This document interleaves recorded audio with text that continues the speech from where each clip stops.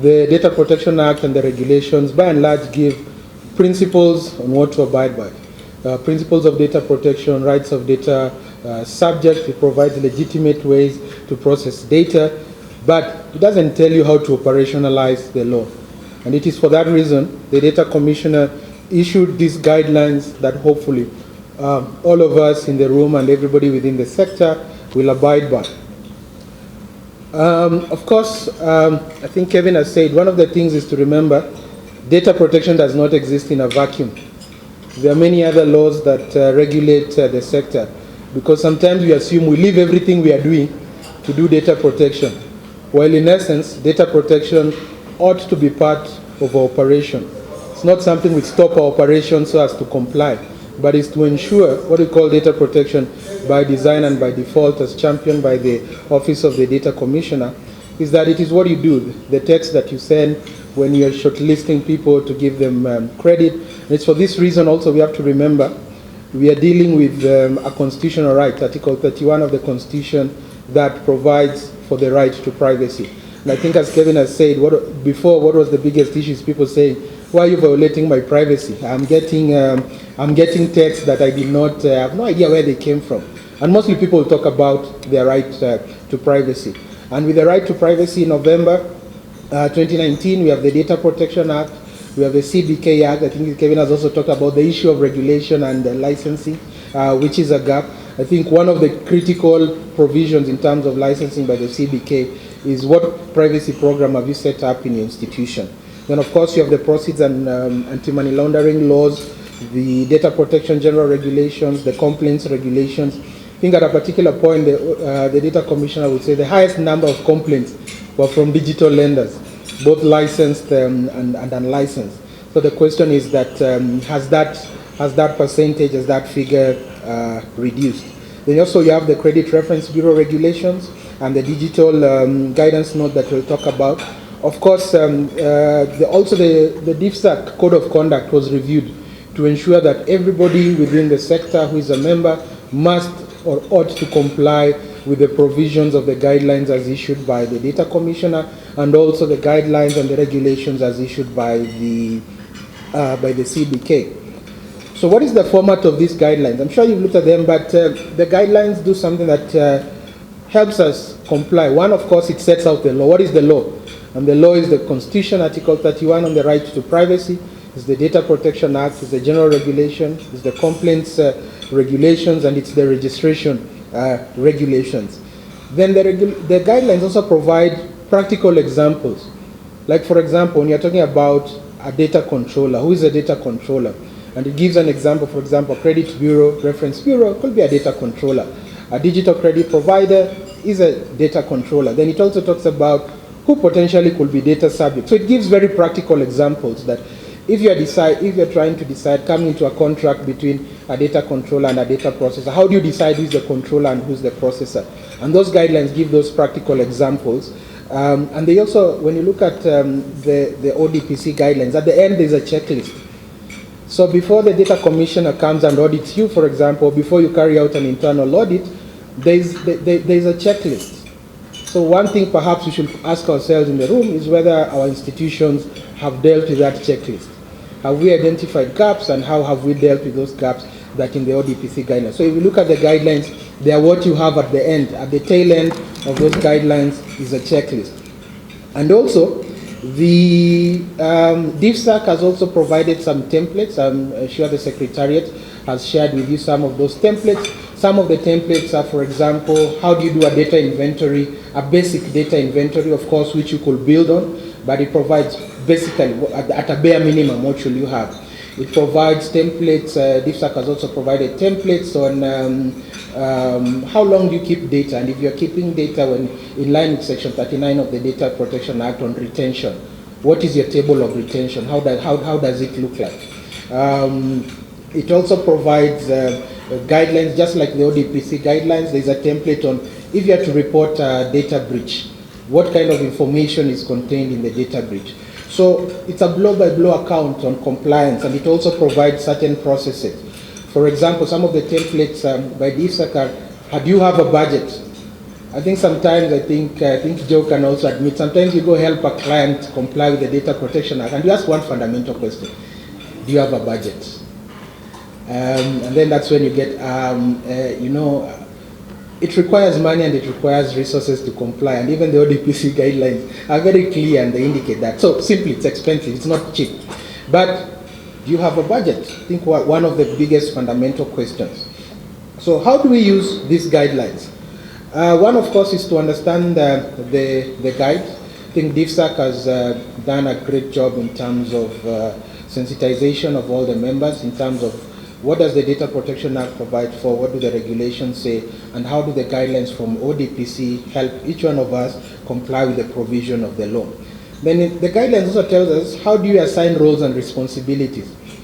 I think one of the biggest, another question that arises in terms of data protection compliance is, who becomes the data protection officer? And for me as a consultant, I say, tell us who do we appoint? But you see, it's not an easy question, because different institutions have different structures. But the guidelines tell you if you have to appoint a DPO, and for me, even if Section 24 does not make it compulsory to have a DPO, when you're in the financial sector, it doesn't make sense that you're operating without a DPO, whether an internal and external one.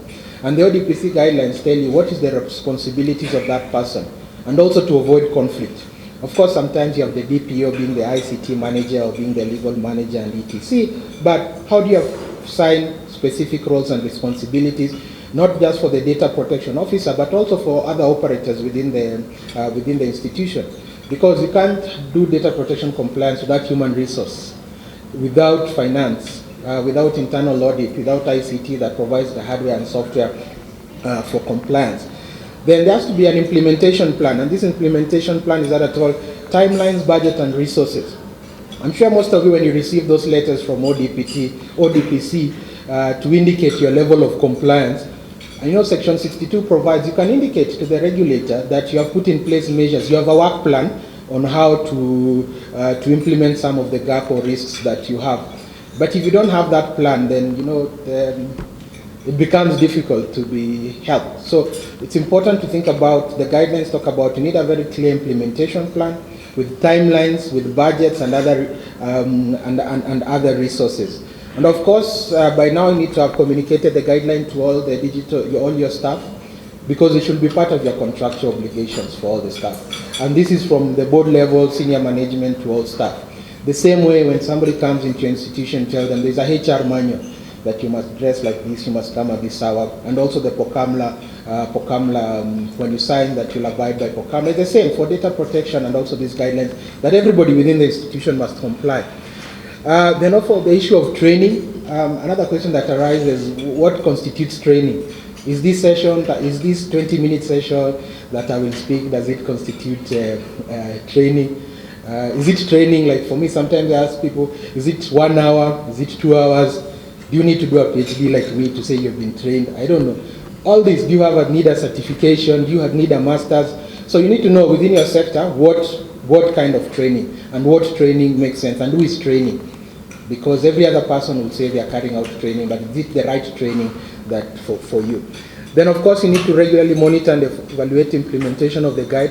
In as much the ODPC has powers under Section 8 and 9 of the Act to carry out audits, but do carry out internal audits and assessment.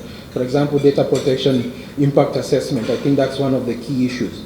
Then of course ensuring appropriate technical and organizational measures, like the applications and the platforms. Are they secure? To what extent? Or do you build an app, do you build a platform and say, let's carry out our services? So these are some of the ways and the pointers that the guidelines tell us how to use those guidelines. Then of course some highlights, as I said, they provide the key definitions. So if you want to know for a digital credit provider who is a data subject, it provides you an example. In the context of a DCP, this is the data subject. In your context, who is a data controller and who is a data processor. It also gives examples of data subject rights and how to respond to data subject rights. You'll find, so if you go to the ODPC portal, you'll find that there are decisions. The decisions by the ODPC are posted there. And one of the recurring issues is not replying to data subject's request. Somebody comes to you, wants access to the information. or wants a copy of the information, or wants portability, or wants correction and deletion. And for some reason, some data controllers and some data handlers just ignore. And then it becomes a complaint. And sometimes it's something very simple.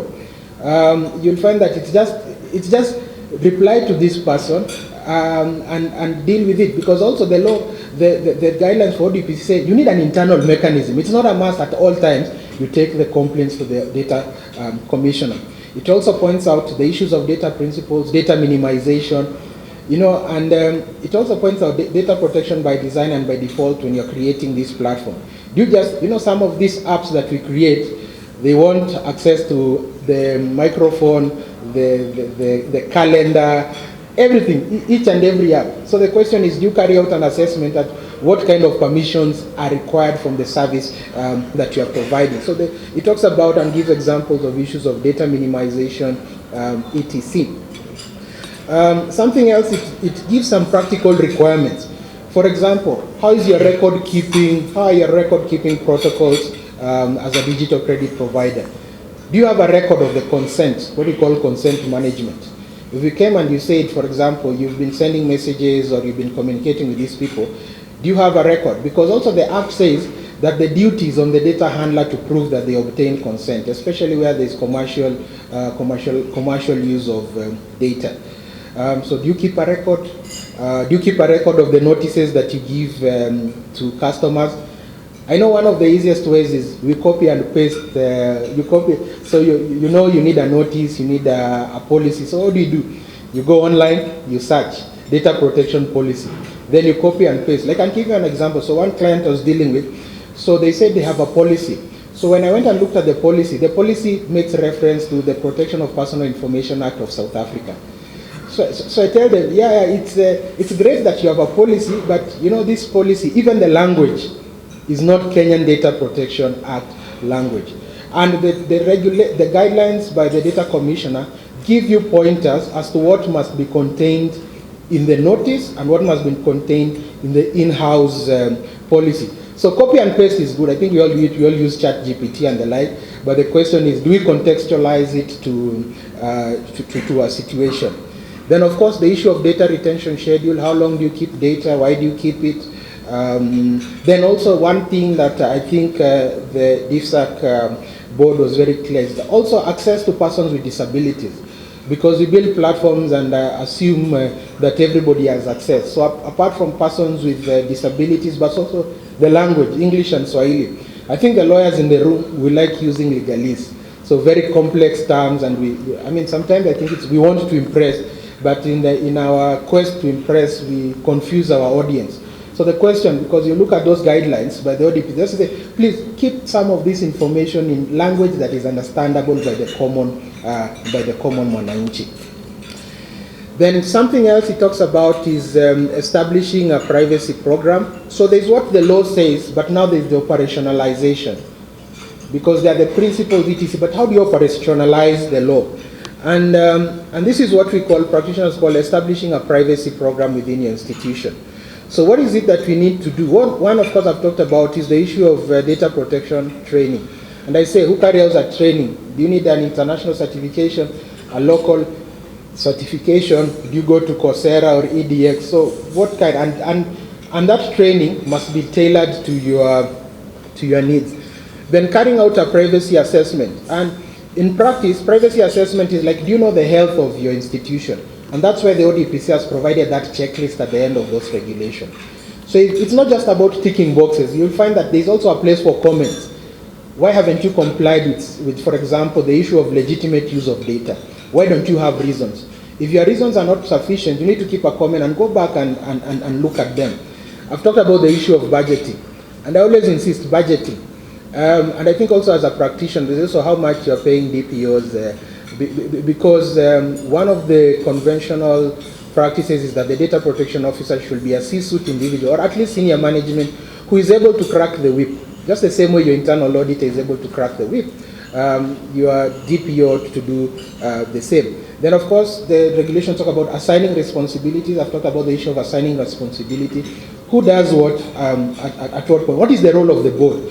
For example, in a digital credit provider, has the board approved the establishment of a privacy program?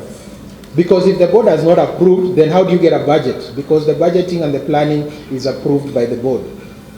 Then of course the issue of data inventories. Have you mapped out? You know, when you're registering with the data commissioner, you have to have done a data inventory on a data mapping. Because sometimes people, when you are registering, you just say, you just from the top of your mind indicate data that comes to your mind just for the purposes of getting that registration certificate. But essentially you ought to have done a data inventory.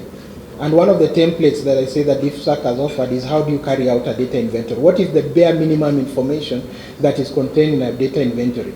And a data inventory is a live document. The example I usually give, when you're going to the supermarket, you know how much money is in your M-Pesa or in your pocket. So you know what you're going to buy and what is your limit. It's the same with the data inventory. It tells you what is it that you have and how do you operationalize it? What laws do you need to comply with? Then also the issues of data retention. Do you have a data retention schedule? And is it a practical data retention schedule? I know tech is usually saying, let's keep this data, we'll find some use for it in the future. See, that's not what the law provides. And even if you're keeping this data in the future, there's also the issues of anonymization, pseudonymization, encryption, etc. Data protection policy, do all of us have a data protection policy? And as I've said, have we just copy and pasted? Another jurisdiction that you find a lot of copy pasted is the GDPR. So you find a GDPR policy, you copy and paste. But this, as a practitioner, you read it, you can tell. I mean, a seasoned practitioner can tell this is not a Kenyan provision. Then also privacy notices. What example, the guidelines tell you, what information do you tell the public? Because, for example, if somebody has guarantors, you need to tell them what information you'll collect from them, why you're collecting that information, how you're going to keep it secure, are you going to share it with third parties, for example, credit bureaus, because you need to disclose that this information we potentially share it with a credit reference bureau, with CBK, with the Financial Reporting Center, etc. Because if you do not disclose that information, and the law provides that one of the rights of a data subject is information, you have to inform them what you're doing in a very clear, simple language. So we need to reevaluate our privacy notice in line with the guidelines provided by the commissioner. Then data protection impact assessment. When you look at regulation 49 of the general regulation, it provides for instances where you must carry out a data protection impact assessment. So data protection impact assessment is not just in any operation, but regulation 49 is very clear, and the guidelines tell you if you're carrying out certain operations, for example, if you are doing mass processing of data, if you're combining data sets, if you're coming up with a new technological platform, if you're processing biometric data, for example, like the DNA, you need to carry out a data protection impact assessment. So the question is, how many of us have carried out data protection impact assessment? Then the issue of security, the security of, overall security, both digital and physical security. Because sometimes we might focus on one and forget the other. Well, and I think the techies can explain easier than I can what are some of the strategies that you need to place to ensure like you use VPNs, encryption, pseudonymization, and the like.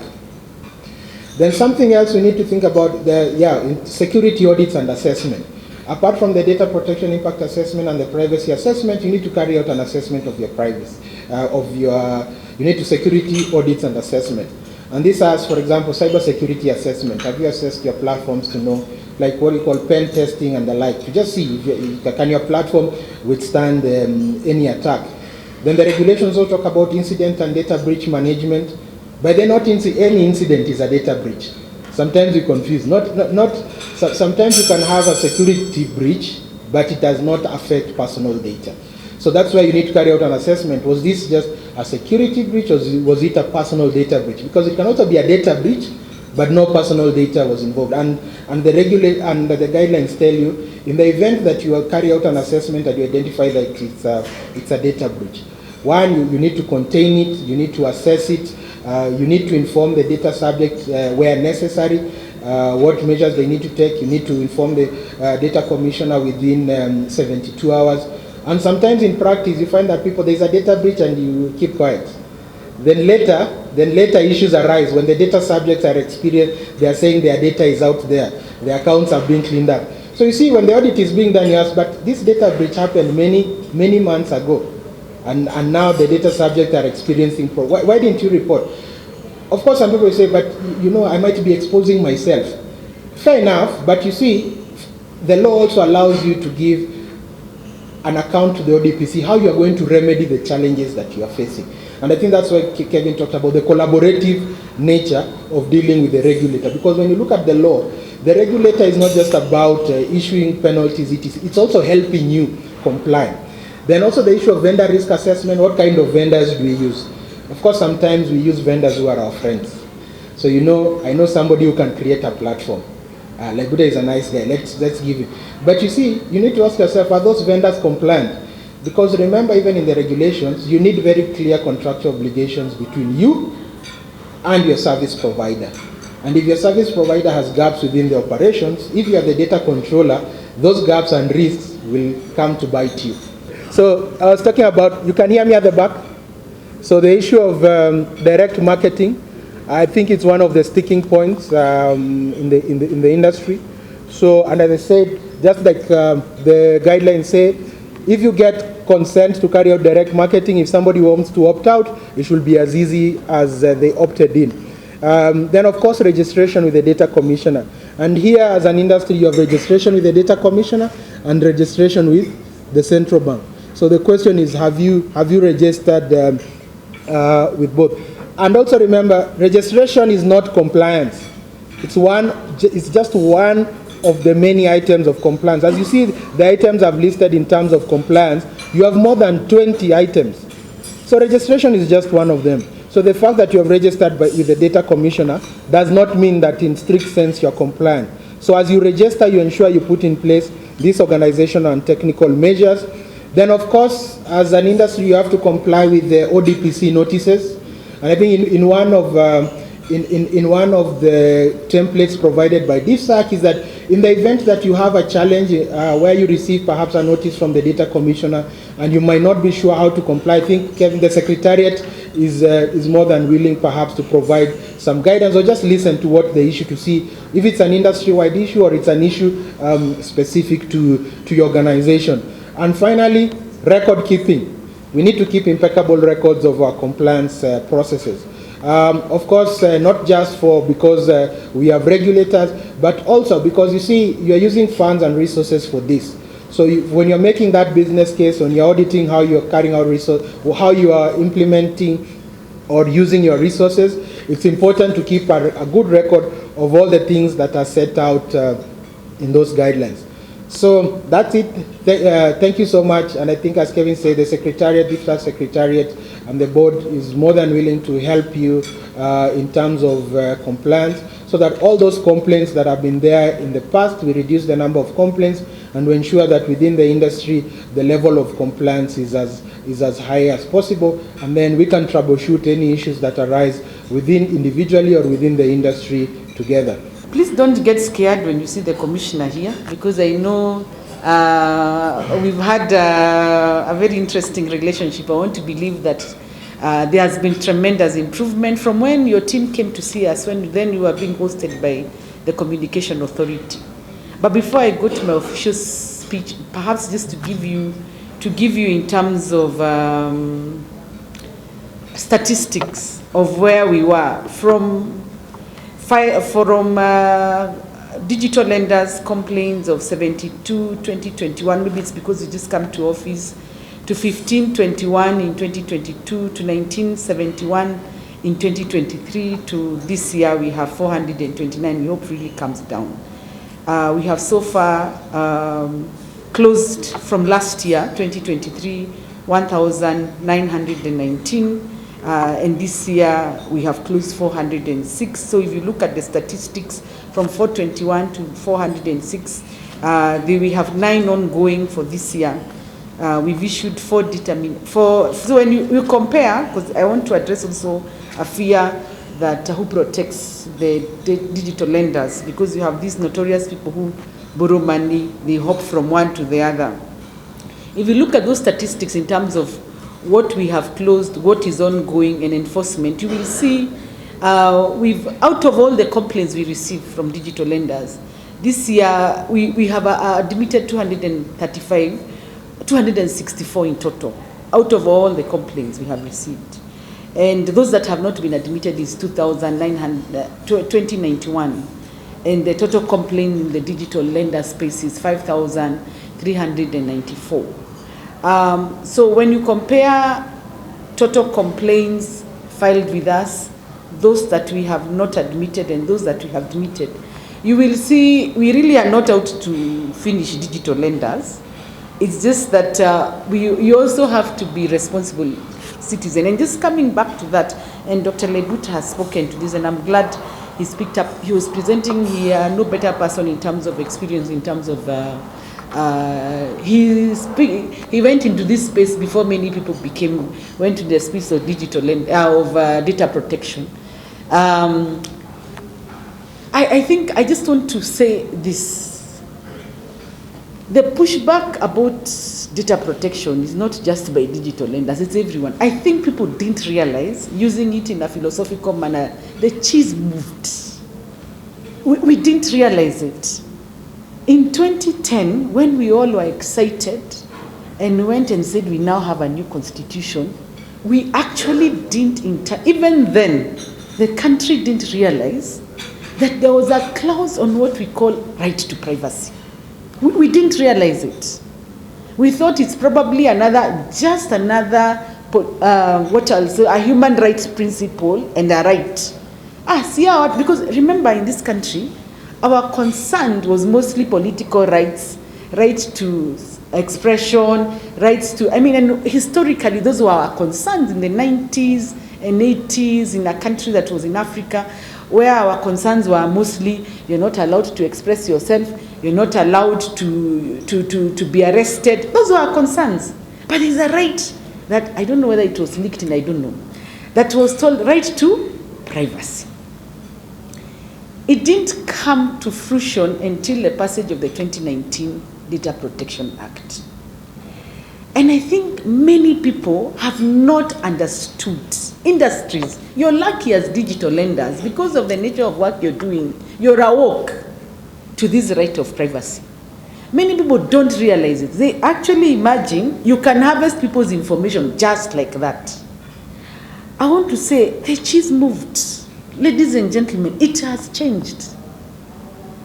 The world is more alert. And even if, because there are many tools that the world today is moving because of data, the importance of data. Some talking about other tools around the world beyond GDPR. Everyone has a fundamental issue about consumer rights, even those who are not aligned to GDPR.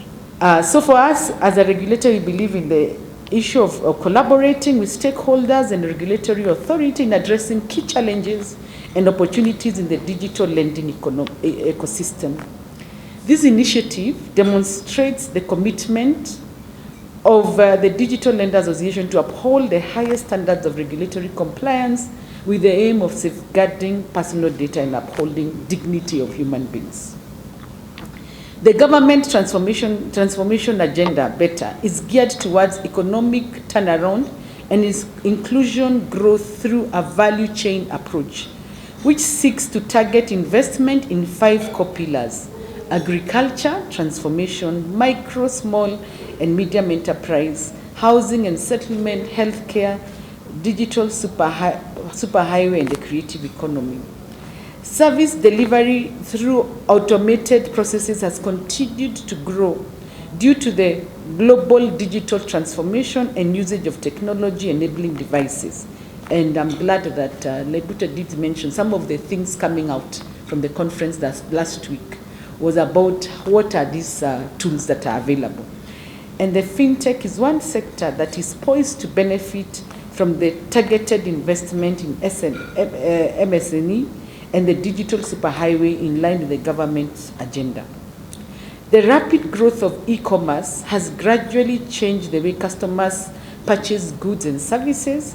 On one hand, the growth of e-commerce has had a positive impact as it provides convenience, comfort, efficiency, flexibility, and low cost for businesses and consumers. On the other hand, e-commerce has also increased the risk and uncertainty that harms customers, sometimes resulting in infringement of their right to privacy. Due to the growth Growing adoption and use of technology-based innovation. Financial services have undergone a radical digital transformation over the recent years. New technology innovation create new business model, application, processes, and products are largely responsible for this transformation.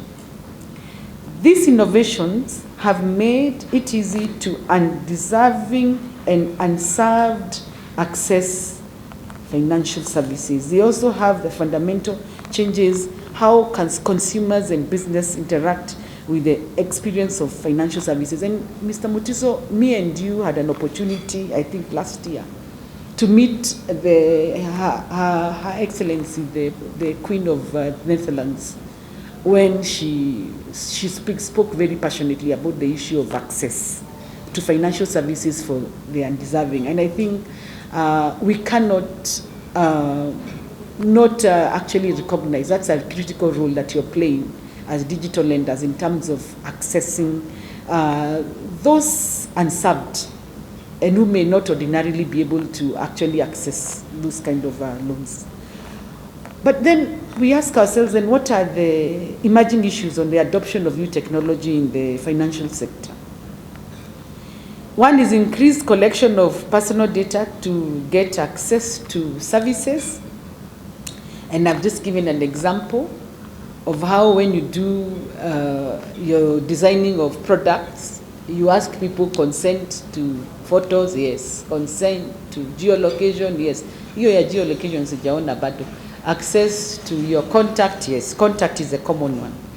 Increase the automated process using AI and machine learning. Growing of the digital economy resulting on cross-border data flows.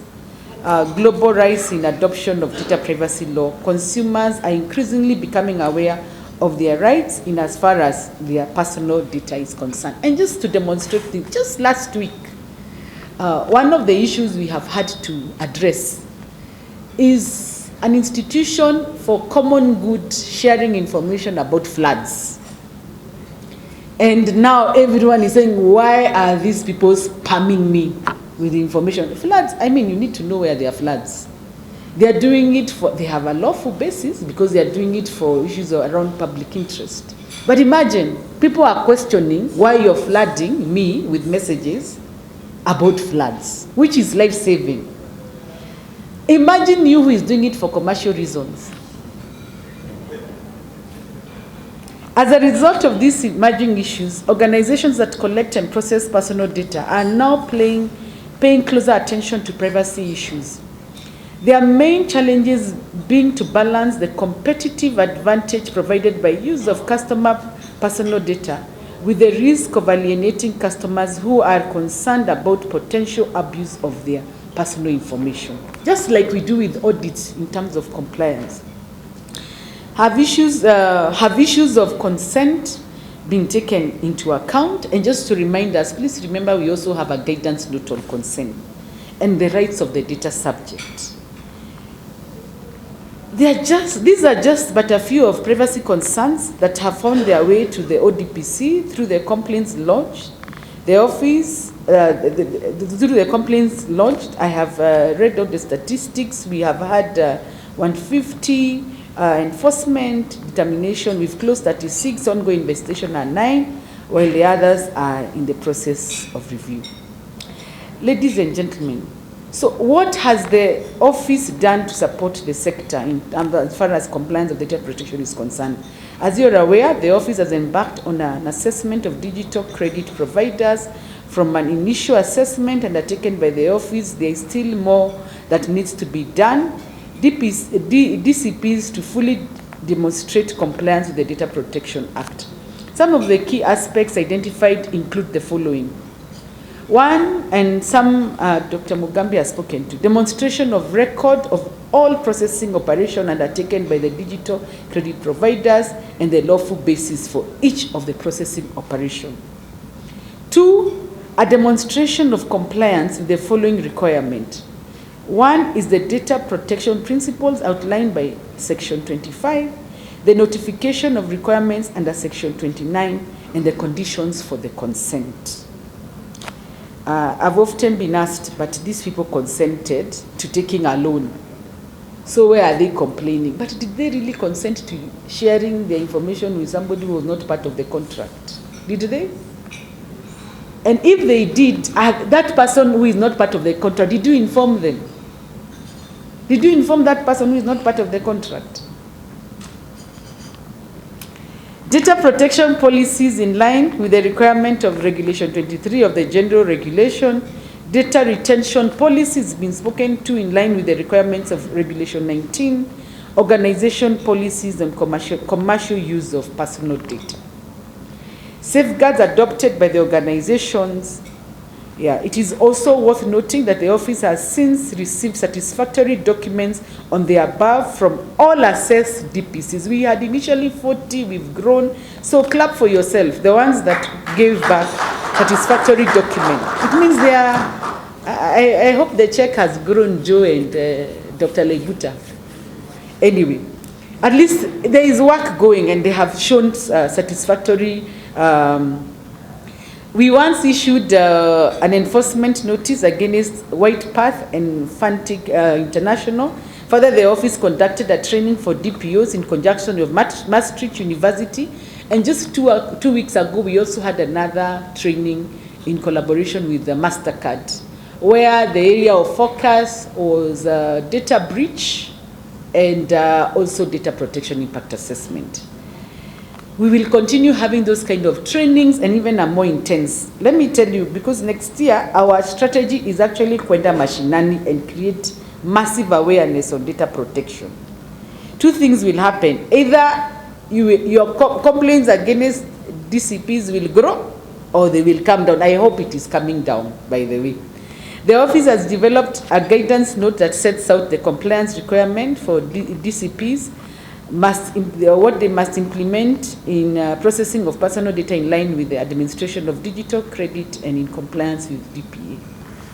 The office continues to receive and respond to advisory requests, and we really would encourage, if you're unsure about something, seek our advice from data controllers and data processors on different sections of the Act that require clarity on as they embark on the compliance journey.